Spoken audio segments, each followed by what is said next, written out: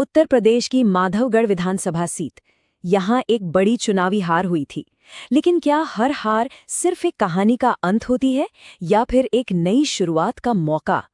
आज हम देखेंगे कि कैसे डेटा, जमीनी हकीकत और एक अनुशासित रणनीति के दम पर एक लगभग हारी हुई बाजी को जीतने का ब्लूप्रिंट तैयार किया जा सकता है। चलिए इस राजनीतिक केस स्टडी में जरा गहराई से उतरते हैं। ये नंबर देखिए, 34,974। ये महज एक आंकड़ा नहीं है, ये 2022 के माधोगढ़ विधानसभा चुनाव में जीत और हार के बीच की खाई थी। लगभग 35,000 वोटों का फासला। चुनावी राजनीति की दुनिया में इसे एक पहाड़ जैसी चुनौती माना जाता है, जिसे पार करना लगभग नामुमकिन लगता है।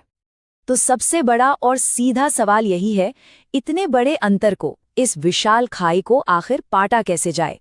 क्या इसका जवाब सिर्फ जोशीले नारों में छिपा है या फिर इसके लिए जमीन से जुड़ी एक गहरी, बारीक और अनुशासित रणनीति की जरूरत है?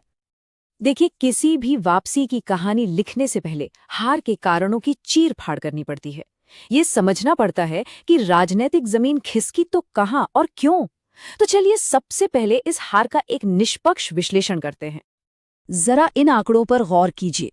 2017 में समाजवादी पार्टी का वोट शेयर 43.5% था, एक बहुत ही मजबूत स्थिति। लेकिन सिर्फ 5 साल के अंदर 2022 में ये लुढ़क कर 24.7% पर आ गया।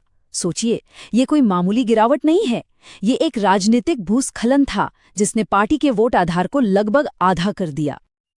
अगर हम माधोगढ़ के चुनावी इतिहास को देखें तो ये अस्थिरता और भी साफ नजर आती है। 1993 से 2022 के बीच ये सीट कभी बसपा के पास गई तो कभी भाजपा के पास। ये इतिहास हमें एक बहुत जरूरी बात बताता है कि माधोगढ़ में किसी भी एक पार्टी की पकड़ स्थायी नहीं रही है। यहाँ की जनता किसी को भी अपना स्थायी विकल्प नहीं मानती और जीत कभी भी तय नहीं होती। तो फिर यहाँ जीत हार का फैसला होता कैसे है? इसकी चाबी यहाँ के सामाजिक समीकरणों में छिपी है। इस क्षेत्र में दलित और ओबीसी आबादी, खासकर कुशवाहा, कोरी और यादव समुदाय एक बड़ी चुनावी ताकत हैं। परंपरागत रूप से समाजवादी पार्टी का आधार यादव और कुछ अन्य ओबीसी वोट माने जाते रहे हैं। लेकिन 2022 में भाजपा की निर्णायक जीत ने दिखाया कि उन्होंने इस पारंपरिक ओबीसी वोट बैंक में गहरी सेंध लगाई और पुराने समीकरणों को तोड़कर एक नया गठबंधन बना लिया। अब हम उस ताकत की बात करेंगे जिसे अक्सर चुनावी गणित में नजरअंदाज कर दिया जाता है। एक ऐसी शक्ति जो शायद इस क्षेत्र की सबसे बड़ी राजनीतिक सच्चाई है। हम बात कर रहे हैं उन लोगों की जो वोट नहीं देते, उनकी खामोश आवाज की। ये आंकड़े आपको चौंका देंगे। 2022 के चुनाव में माधोगढ़ के लगभग 43% मतदाताओं ने वोट ही नहीं डाला। इसका मतलब है कि लगभग 2 लाख लोग मतदान के दिन अपने घरों में ही रहे। ये किसी भी जीतने या हारने वाली पार्टी को मिले वोटों से कहीं ज्यादा बड़ा समूह है। ये वो खामोश मतदाता हैं जिनकी चुप्पी में ही एक बहुत बड़ा संदेश छिपा है। और वो संदेश क्या है? स्रोत रिपोर्ट में एक स्थानीय शिक्षक की ये बात बहुत कुछ कह जाती है। बुंदेलखंड को नारों की नहीं, नीतियों की जरूरत है। यहाँ की गरीबी, खेती का संकट और विकास की कमी ने लोगों में व्यवस्था के प्रति एक गहरी उदासीनता पैदा कर दी है।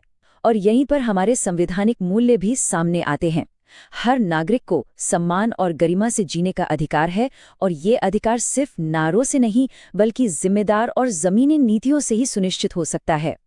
तो अब तक हमने समस्या की जड़ को अच्छी तरह समझ लिया है। अब सवाल यह है कि इसका समाधान क्या है? एक सफल वापसी के लिए एक व्यवस्थित, वैज्ञानिक और बहुआयामी रणनीति की जरूरत होती है। इसे हम जीत के 4 स्तंभ कह सकते हैं। किसी भी वापसी की इमारत इन्हीं 4 स्तंभों पर खड़ी होती है। सबसे पहले एक सटीक चुनावी रणनीति, इसके बाद एक लोहे जैसा मजबूत संगठनात्मक ढांचा, तीसरा एक ऐसी कहानी जो सीधे लोगों के दिल से जुड़े यानी नैरेटिव, और चौथा इन सबको जमीन पर उतारने के लिए सही संसाधन। याद रखिए, ये चारों एक साथ काम करते हैं। सफलता इनके सही तालमेल में ही छिपी है।